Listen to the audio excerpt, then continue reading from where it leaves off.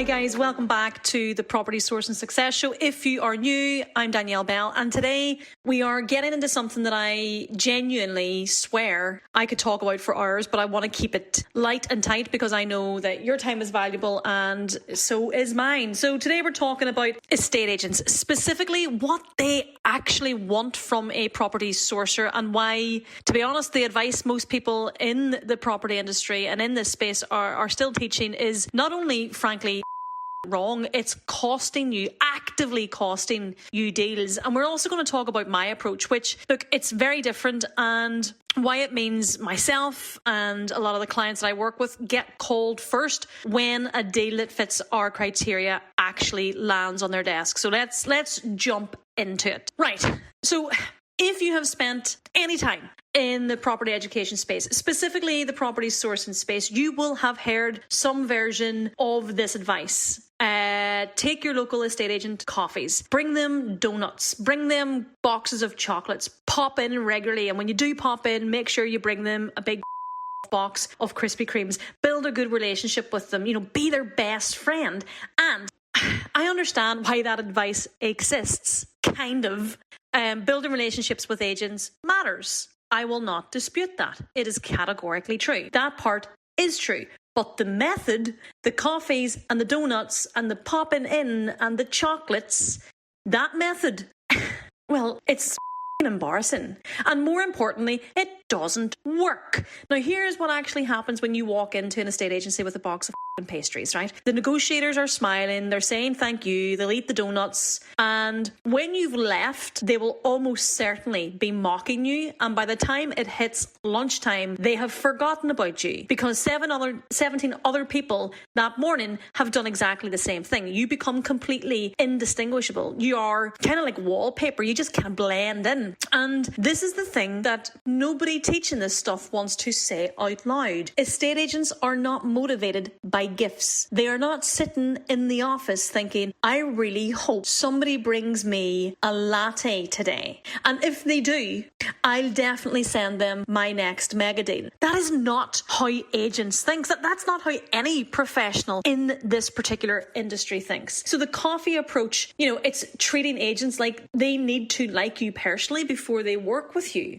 And while it's nice to be liked, that's not what gets you the call when an opportunity lands on their desk, but something else entirely does. And we're going to get into exactly what that is on the course of today's podcast episode. So let's take a step back and look at how estate agents actually think. Because if you take a moment to understand their world and their priorities and the thing that keeps them up at night, you will never think about building agent relationships the same way ever again. Estate agents are salespeople. Their income is largely commission-based. They care about one thing above almost everything else, and that's simply completing transactions. They care about getting deals over the line. Every deal that falls through costs them time, costs them money, gives them pain, ache from bosses, from sellers, from solicitors. So every buyer who isn't serious, every investor who has to, air quote, think about it, every solicitor who disappears for 3 weeks, and we all know a solicitor who likes to go off grid without any prior warning, that is money out of the estate agent's pockets. So take a step back and think, well, what does somebody who is brilliant at portfolio building and sourcing, what do they represent to an agent? Well, first and foremost, it's not a friend, right? It's not someone who brings nice little things to eat. It's just not. A brilliant portfolio builder represents certainty. They represent speed. A buyer who is ready. A buyer who is credible. Someone who won't mess them around. A sourcer or a portfolio builder, to be frank, to be clear, portfolio builders and portfolio building is the exact same as sourcing and sourcers, and I prefer to use the term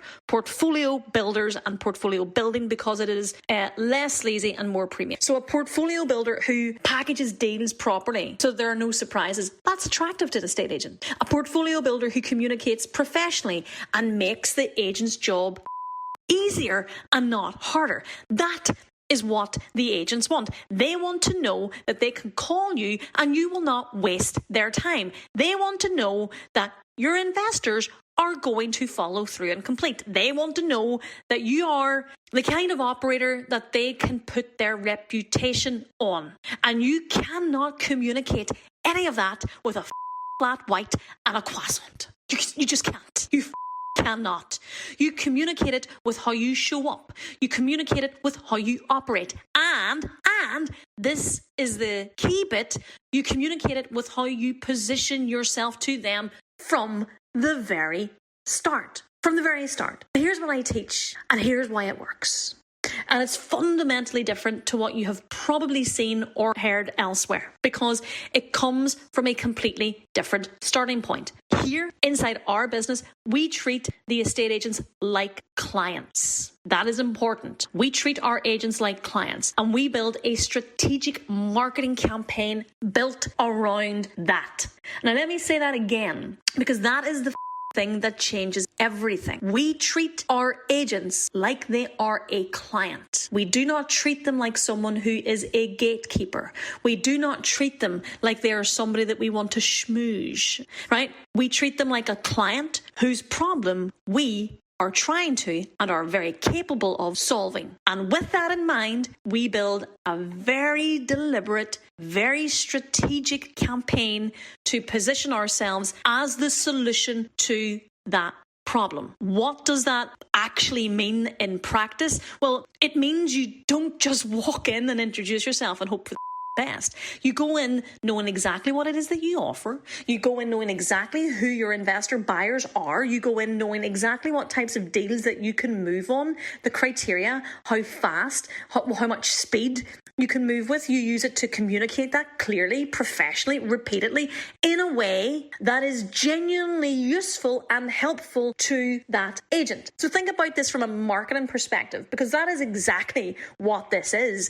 If you wanted to win a business-to-business client in any other industry, right? In any other industry, accountancy, law, whatever, you wouldn't just turn up with biscuits and hope that they remembered you. And if you would, oh my God, what? You would have a clear value proposition. You'd have done some targeted outreach. You'd follow up consistently without looking like a car salesman. You would do your best to demonstrate credibility. You'd show results. You'd make it easy for them to say yes. And that is exactly what we do with agents. And because almost nobody else is doing it, because everybody else is either doing the donut run or something else, you stand out immediately. And it's not because I'm likable. Well, I like to think I'm likable, but that's not why we're getting business. It's not because you're likable. It's because you're useful. It's because you are professional. And it's because you make their job easier. So in terms of what that campaign looks like in practice, well, first, you have to do your research. You don't target every agent in your area. You have to identify the ones who are already listing the types of properties that you want to be able to buy for your investors. So you're going to know their stock. You understand their market. And when you maybe walk through the door or you make that first phone call, you are already speaking their language. You know that they stock the type of product that you want to buy. The second thing is you need to have a very clear and confident pitch, not, hi, I'm Jimmy, the property sourcer. Do you have any below market value deals? Which, by the way, is what most people say. And it tells the agent that you are absolutely useless. Instead, you tell them specifically what your buying criteria is, what your investors' buyer criteria is, what they are looking for, what type of time scale you're working with, what maybe the track record looks like. You are positioning yourself as a serious operator before you've actually asked them for anything. And then, thirdly, and to be frank, this is where most people drop the ball completely, you follow up consistently. Not constantly, consistently. A strategic touch point every couple of weeks, not just to check in and not just to see if they have anything, but to add value, share something relevant, remind them that you exist and you are still the person that they should call when the right type of deal opportunities come in. And over time, sometimes it's weeks, sometimes it takes a month, sometimes it takes a couple of months, you become the name that they will think of first. And again, to remind you, it's not because they like you. It's because you have positioned yourself so undeniably clearly, so professionally and so consistently that calling you with an opportunity seemed like just, the obvious thing to do. That is the campaign. That is the method. It is not glamorous. It is not complicated, but it does require intention. It does require consistency. And, well, to be frank, the willingness to think about the agent as a business development strategy rather than some sort of social networking exercise. And in terms of mindset shift, because I think it's important, we do have to touch upon this. So I want to leave you with this today. The sourcers and portfolio builders who are struggling with agent relationships, who go months without a deal coming their way, are usually approaching it from the wrong direction. They are asking, how do I get the agents to like me? And to be honest, that is the wrong question. The right question to ask in this scenario is, what problem am I solving for the agent? And how do I make that as clear and as compelling as possible? When you approach it that way, you stop trying to be liked and you start trying to be useful. And then everything changes. Your pitch changes. How you present changes. Your follow-up rhythm, your follow-up message changes. The way you carry yourself in those conversations changes. You walk in as a professional in this industry with something genuine to offer and not as somebody who's hoping to make a new best friend or an email pen pal. And the agents will notice that. Trust me on this. They notice you're doing something that almost nobody else does, and you are treating them like they are worth proper effort and proper strategy. And they will always respond to that.